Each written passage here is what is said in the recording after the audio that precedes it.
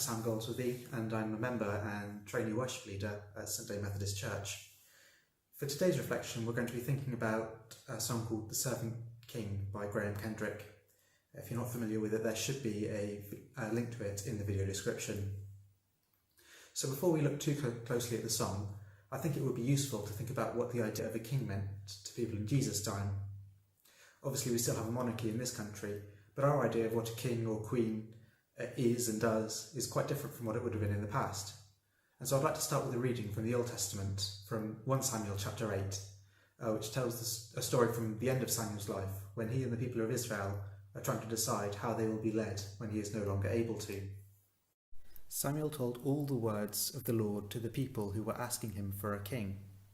He said, "This is what the king who will reign over you will claim as his rights.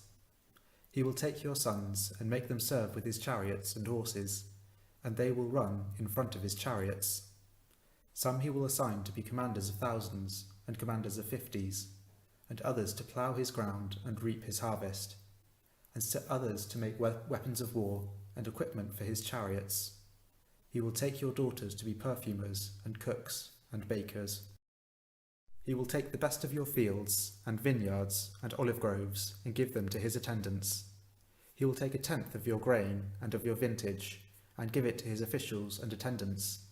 Your male and female servants and the best of your cattle and donkeys he will take for his own use. He will take 1/10 of your flocks, and you yourselves will become his slaves. When that day comes, you will cry out for relief from the king you have chosen, but the Lord will not answer you in that day." But the people refused to listen to Samuel. "No," they said, "we want a king over us. Then we will be like all the other nations, with a king to lead us, and to go out before us and fight our battles." When Samuel heard all that the people said, he repeated it before the Lord. The Lord answered, "Listen to them and give them a king." This reading gives us some insight into what the role of a king was seen as being, which was primarily as a military leader who could defend the people from attacks by their neighbours. Up to this point, Israel had been a sort of loose confederation of tribes who had occasionally united behind a chosen leader, but only when the threat was sufficiently great, and typically only things were already looking pretty bleak. And so having a king meant having a permanent military and a permanent chain of command that could respond to issues anywhere in the kingdom. However, it also came with downsides, as we heard in the passage. Having an army to respond at any time means you need people to serve in it, and they'll be drawn from the young men of the kingdom. And those men aren't working in the field, but they'll still need to be fed. And so that food needs to either come from the surplus from the population, or it needs to come from raiding your neighbours. And if the person who has complete command of all the armies decides that he needs your field or your cattle or your crops to be able to feed his army, or if he decides he wants anything else from you, how exactly are you supposed to stop him? And it's notable that this was even a problem under David, who's sort of the archetypal good king in the Old Testament. In the book of Samuel a bit later on, we hear the story of David seeing a beautiful woman and orchestrating her husband's death so that he can marry him for himself. Even for a good king, it was seen as inevitable and expected that putting someone into a position of that much power would mean that they'd seek to look after their own interests first. And another model of rulership that the people of Jesus' time might have been familiar with would have been that of the Roman emperors. And so in theory, these weren't kings. The Romans were quite proud of not having kings, and there was supposed to be some sort of democratic constraints on their powers. In reality, though, by the time the Gospels were written, there had been several emperors who'd previously been generals who'd effectively shown up to Rome with an army and demanded to be instated as emperor. And so again, we see this idea of kingship as being intertwined with those of military force and personal ambition. But as the song reminds us, the kind of kingship that Jesus envisioned was totally different to anything that had come before.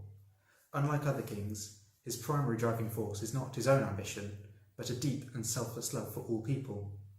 In the words of the song, Jesus came not to be served, but to serve, and to give his life that we might live. And the same idea is echoed in the retelling of the Last Supper that we find in John chapter 13, and that we're going to hear a bit from now. It was just before the Passover festival. Jesus knew that the hour had come for him to leave this world and go to the Father. Having loved his own who were in the world, he loved them to the end. The evening meal was in progress, and the devil had already prompted Judas, the son of Simon Iscariot, to betray Jesus. Jesus knew that the Father had put all things under his power, and that he had come from God and was returning to God. So he got up from the meal, took off his outer clothing, and wrapped a towel around his waist. After that, he poured water into a basin and began to wash his disciples' feet, drying them with the towel that was wrapped around him. Here we see Jesus in the full knowledge that all things were under his power, humbling himself to wash his disciples' feet, to provide this last service and set an example that they could follow once he was gone. He did this despite knowing that the disciples would fail to stay awake with him as he prayed in anguish, that most of them would desert him when he was arrested, that the one who stayed would deny him 3 times, and that one of those still at the table would leave his place to go and betray him. Jesus is a king who doesn't rule through coercion and fear, but by love, who doesn't take for his own power and pleasure, but sacrifices all that he has for us, who in the Garden of Gethsemane, seeing all the torment that was before him, and knowing all he had to do was to avoid it was to walk away, chose instead to give his life that we might live. And so what is our response to such deep love shown for us? In the words of the song, our response should be to learn how to serve and in our lives enthrone him. The only fitting way to acknowledge God's love is to love him in return, to the best of our ability, to offer our lives to him just as he offered his for us. This offering can take many forms.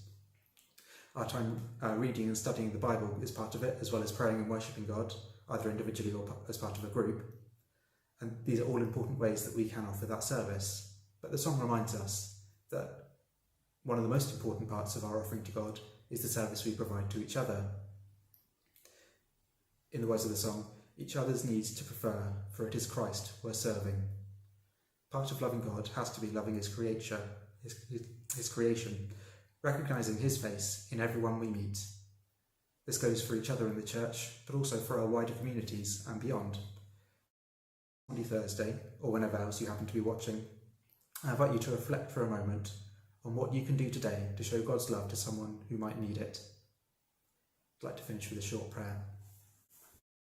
King of Heaven, we thank you for your boundless and selfless love for us, for the fact that you, the creator of the universe, whose hands crafted each star and planet, see us as worthy of that love, that you came to dwell with us in humility and to die for us on the cross. Teach us to love you and each other as you have loved us. Open our eyes and ears so that we might find opportunities to serve. Remind us of the power even our small actions can have. Strengthen us to help each other and to admit to others when we need help. Amen.